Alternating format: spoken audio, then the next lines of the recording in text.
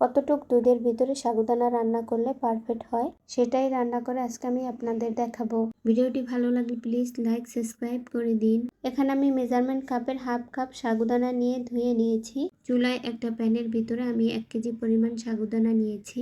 এখন দুধের ভিতরে 3 টুকরো তেজপাতা আর মুখ ফাটানো 2টো এলাচ দিয়েছি। এখন দুধের ভিতরে দিয়ে দিলাম উঁচু করে 1/4 কাপ চিনি। এখন দিয়ে দেব ধুয়ে রাখা সেই সাগুদানা দেওয়ার সাথে সাথে আমি একটু নেড়েচেড়ে দিব, না হলে দলা পেকে যেতে পারে। আমি লবণ দিতে ভুলে গিয়েছি, এখন লবণ দিয়ে দিলাম। লবণ দেওয়ার পরে আবার একটু নেড়েচেড়ে দিয়েছি। সাগুদানা যখন সিদ্ধ হয়ে ঘন হয়ে আসবে তার মানে আমার সাগুদানাটা হয়ে গেছে।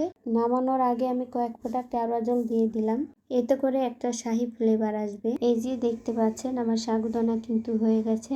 সাগুদানা রান্না হয়ে গেলে একটা সার্ভিং ডিশে আমি ঢেলে নিয়েছি। এখন একটু বাদাম কুচি আর কিশমিশ দিয়ে সাজিয়ে দিলাম। আমার আজকের ভিডিওটি কেমন হয়েছে? ভিডিওটি ভালো লাগলে প্লিজ আমার ছোট্ট চ্যানেলটিকে লাইক সাবস্ক্রাইব করে দিন।